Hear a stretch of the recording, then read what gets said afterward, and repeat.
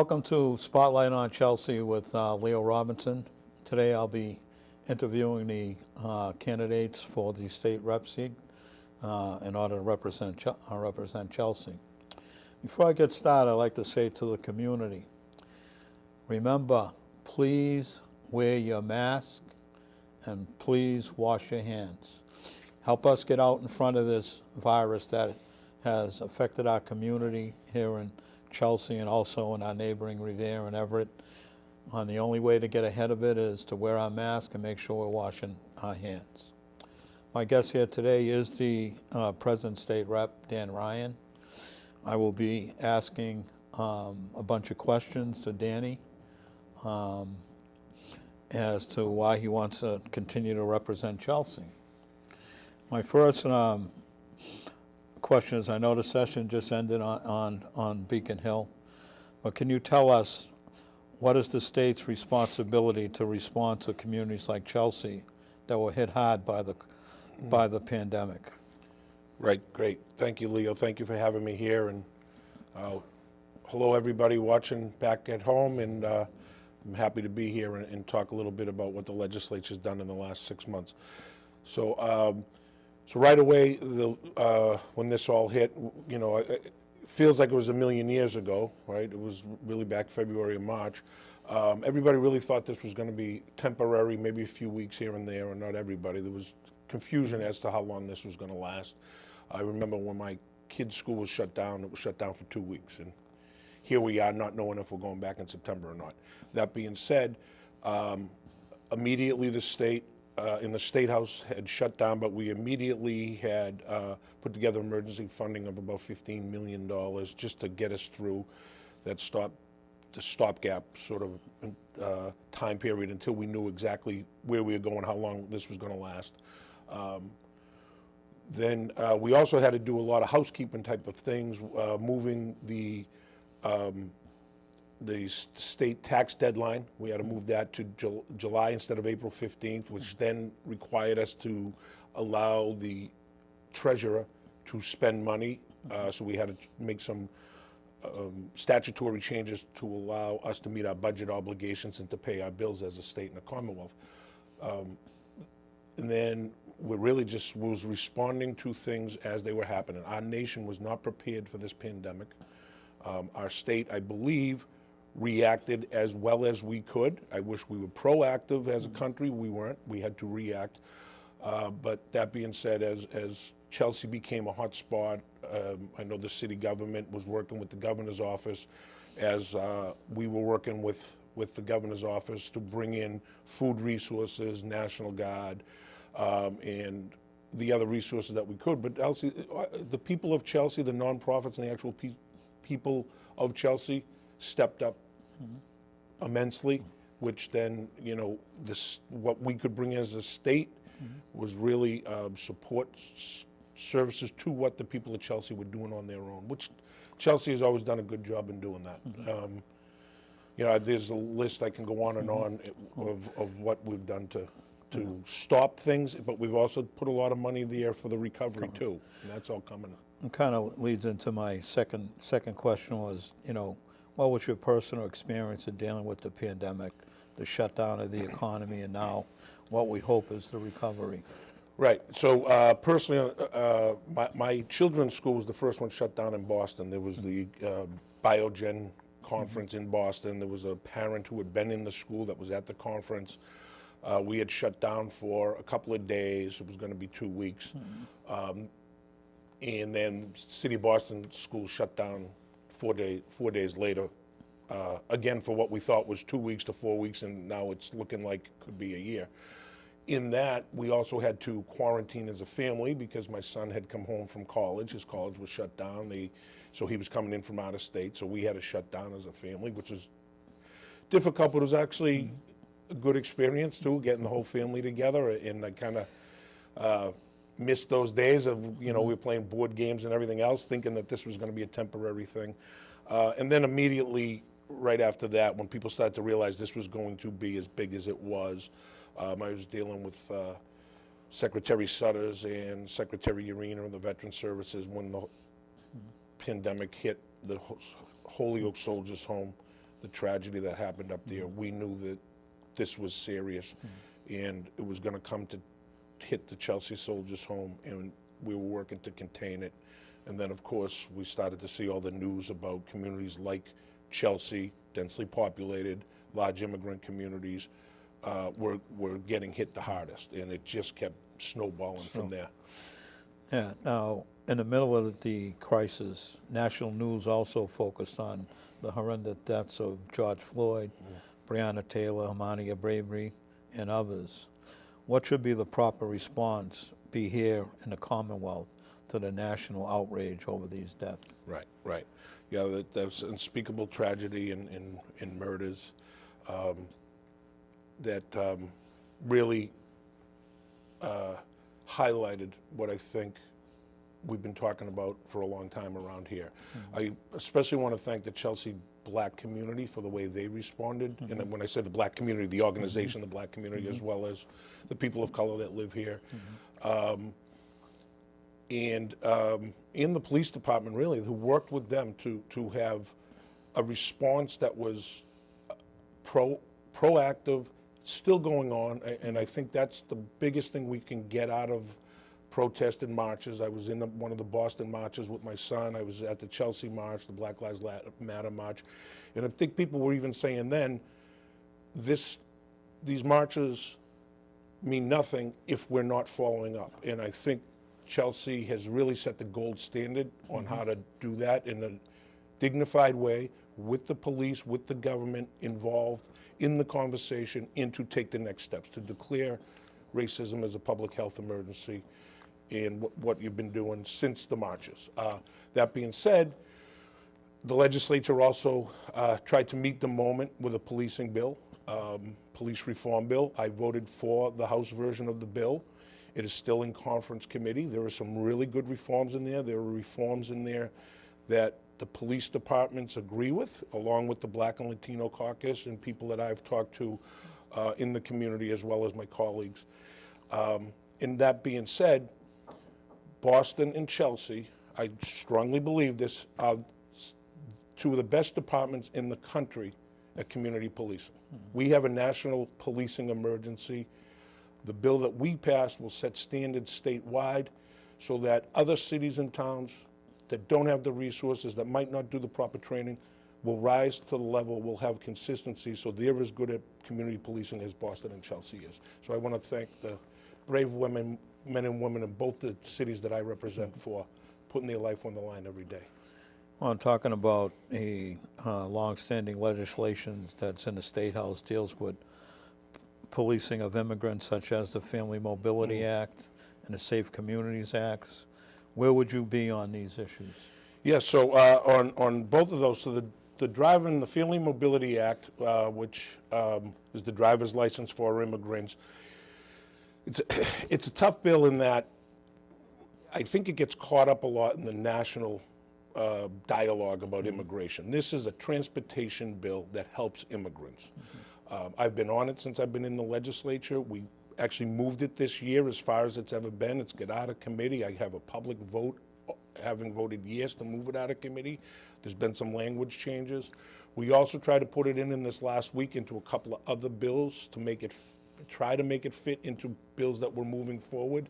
Unfortunately, we didn't have enough votes to pass it on the floor.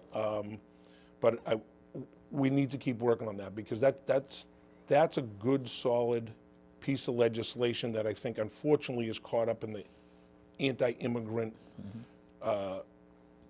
noise going on around the country, because that really is just giving people who, a lot of folks who at one point or another were able to drive or should have been able to drive, and because the federal government hasn't fixed our immigration rules, folks are left without being able to get to work and move their family around.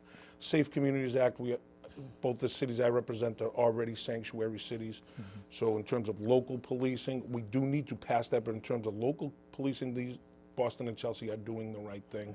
This would have made it statewide law and not working with federal law enforcement on certain issues, not all, but on certain issues. And particularly to let immigrants and people whose status is in question because of our failed immigration policy, We don't want them to be afraid of the police and the federal government. We want them to be able to thrive in the communities they're living at.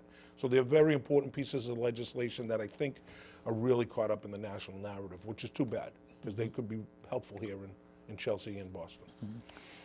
Good. A person who takes the MBTA, it seems to come up an awful lot lately. What are the transportation challenges facing communities like Chelsea? Right, yeah, so it's coming up an awful lot, you know.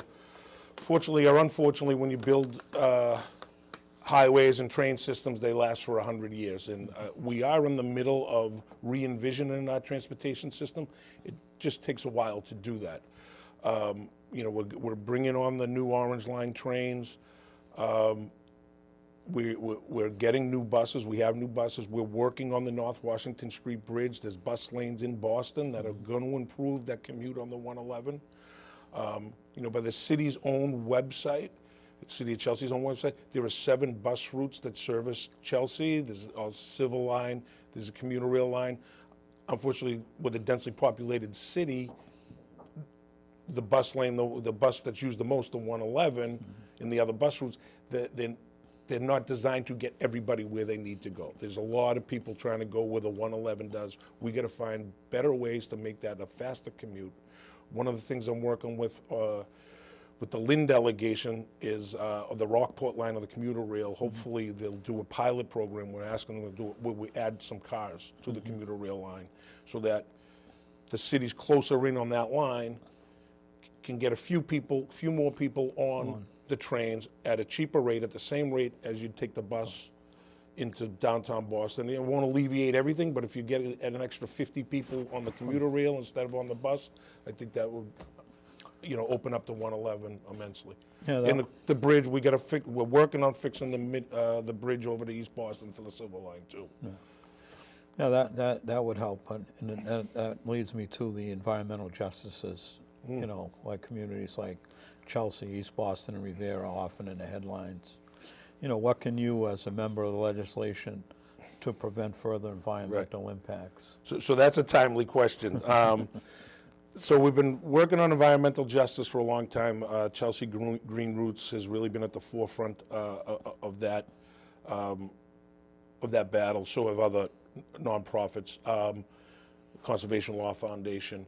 So we voted for, and I think it will pass. It will definitely pass the Senate. But the House voted on Friday night. I had given a speech on the environmental justice bill, which then turned into an amendment into a bigger energy bill.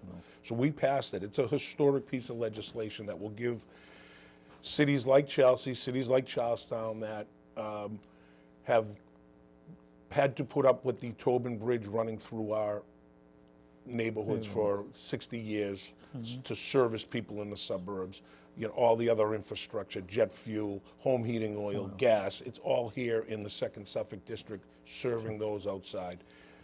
That being said, this bill's not going to get rid of that stuff tomorrow, but our communities will now be, by law, have a lot more say in where these things are placed in the future, and a lot more say in regulating. So I was proud to take that vote. I thank the people of Chelsea and the different organizations for really pushing that forward. It sends a real good message that we're not going to take this anymore. Yeah, you know, the city's not going to sit back and just allow things like that to take place anymore in our communities. That being said, too, we also did a couple of bond bills, which is a promise of money. It's not actually budgeted yet, but there's money working with Senator DiDomenico, working with Joe McGonigal on the Everett side. We've gotten a few, I think it's passed yet, I'm not sure. There's still conference in this stuff as we sit here and speak. So there's money there for flood resiliency, and other mitigations going forward for the cities in this area along the Mystic River and along the Chelsea Creek to also address climate resiliency. So we're not only doing economic justice for the future, we have money there in the very near future to help the effects of global warming, climate change, and environmental impacts that we're seeing every day. Great. Back to the pandemic. The city and towns, as well as the legislation, have had to resort to other methods of holding public meetings. What have we learned from this experience? Oh, yeah, right. So So I think a few people are zoomed out, right? It was a pretty novel thing back in a while ago. I felt like I was on Zoom every day. It's a great way to communicate. I do miss the one-on-one interaction, being in a room, getting legislation done, face to face with people. We need to get back to that. That being said, I think the pandemic has changed the way we're going to do a lot of things. I think you're going to see transportation change. I think you're going to see business change. And I also think we're going to see community involvement change. I think we need to get back to, as soon as we can, public meetings and people meeting each other face to face when it's safe to do so. But I also think one thing we've learned, certain forums and public meetings that people ordinarily wouldn't have time to attend because they're rushing home from work, grabbing their kids, they're tuning into Zoom and they're watching it from home. Maybe not the whole thing, maybe it's a 2 or 3 minutes, but there's a couple of groups. I think one of the conservation groups had said they had seen like a 200% increase in participation in their monthly meetings because people were Zooming in.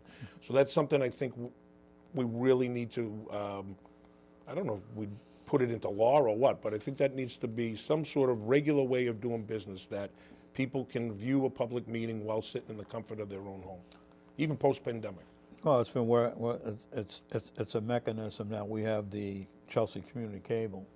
Right, yeah. That's able to broadcast the city council meetings and looking to do other meetings. Right. This next question is a very important question to me and to my community, and that is the 2020 census.